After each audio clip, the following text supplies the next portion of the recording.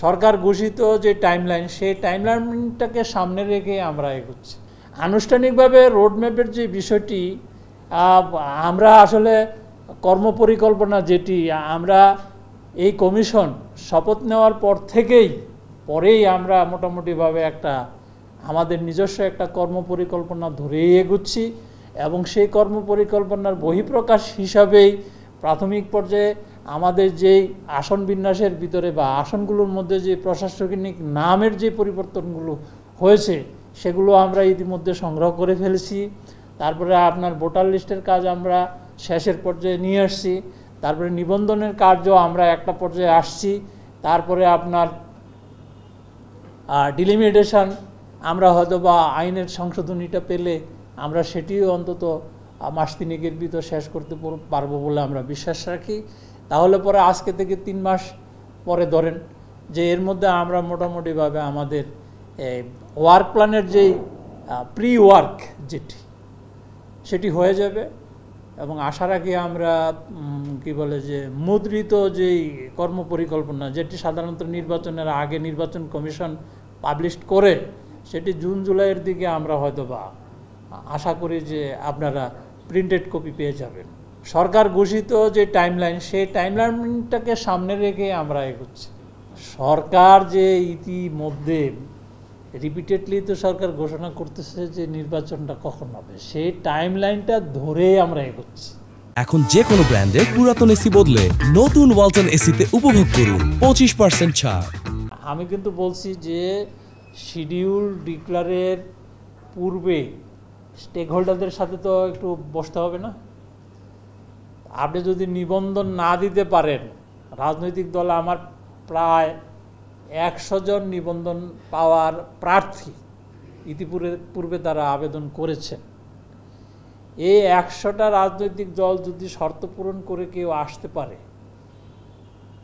পারে তাহলে পরে এই নতুন রাজনৈতিক দল যারা নিবন্ধিত হবেন বা যারা পুরানো আছেন তাদেরকে নিয়েই তো আমরা বসবো। তো এই নিবন্ধনের কাজটা যদি আমরা শেষ না করি তাহলে তো নতুন যারা তাদের ভিতরে একটা কষ্ট থাকবে যে আমরা তো দাওয়াত পেলাম না, আমরা তো আসতে পারলাম না। তো সেই দিক বিবেচনা করে আমরা মনে করি নির্বাচন কমিশন একবারে সঠিক সময়ে এই গণবিজ্ঞপ্তিটা জারি করেছেন এবং এই 20 তারিখের ভিতরে হয়তো অনেকগুলো আবেদন আসবে। এখন পর্যন্ত আমরা এই বিষয়ে সিদ্ধান্ত নেইনি। অতীতের ইসে দেখা গেছে যে লাস্ট ডেটের পরেও এগুলো যাচাই বাছাই করতে প্রায় 6 মাস সময় লাগে। তো যেহেতু আমরা সব কিছুই একটা টাইম ফ্রেমের ভিতর করতে হবে, সেটি আমরা ধরে নিচ্ছি যে 3 মাসের ভিতরে আমরা এই কাজটি শেষ করব। সংলাপটা আমরা শিডিউল ডিক্লারের আগে করব। এটাকে আমরা মত বিনিময় বলবো। স্টেক হোল্ডার নির্বাচন সংশ্লিষ্ট যারা রয়েছেন, ধরেন রাজনৈতিক দল রয়েছেন, তারপরে কি বলে যে নির্বাচন সংশ্লিষ্ট যারা আছেন তাদের, আইনশৃঙ্খলা বাহিনী, মানে নির্বাচনী কাজে যারা সম্পৃক্ত থাকবেন তাদের, তারপরে ধরেন প্রশিক্ষণের বিষয় রয়েছে যারা নির্বাচনী কাজে অংশগ্রহণ করবেন, সেই কাজগুলো তো আমাদের এই টাইম ফ্রেমের ভিতরেই করতে হবে। আগামীতে এখন সামনের যে নির্বাচনটা আছে, নির্বাচনের আগে যে সময়টুকু আছে এইটুকুতে কতটুকু সম্ভব হবে আইন চেঞ্জ করে করার একটু চিন্তা ভাবনার বিষয় আছে। দেখেন, আমি বেশ কয়েকটা জেলায় ভিজিট করেছি আমাদের এই যে ভোটার তালিকা হালনাগাদের বিষয়ে। জেলা প্রশাসক, পুলিশ সুপার এবং নির্বাচন কর্মকর্তা বা সংশ্লিষ্ট যারা আছে তাদের সাথে কথা বলেছি।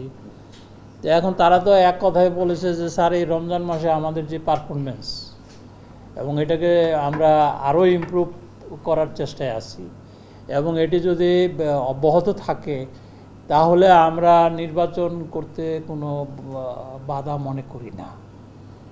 এবং বাস্তবেও আমরা যেটি দেখেছি যে গত রমজান মাসে যে আইনশৃঙ্খলা পরিস্থিতি বা অতীতের তুলনায় যদি একটা কম্পারেটিভ অ্যানালাইসিস করি, কিন্তু আমি তো মনে করি গ্রাজুয়ালি এটি ইমপ্রুভ হচ্ছে। সেই দিক থেকে আরও যদি 6 মাস 8 মাস আমরা সময় হাতে পাই তাহলে এটি আরও ভালো হবে বলে আমরা নির্বাচন কমিশন মনে করে। তারপরেও তো আপনার ওদের সাথে আমরা বসবো, কথা বলবো, বিভিন্ন এজেন্সির মাধ্যমে আমরা তথ্য নিব। আমরা চাচ্ছি রাজনৈতিক দল নিবন্ধনের কাজটা শেষ করেই সবাইকে নিয়েই আমরা বসবো।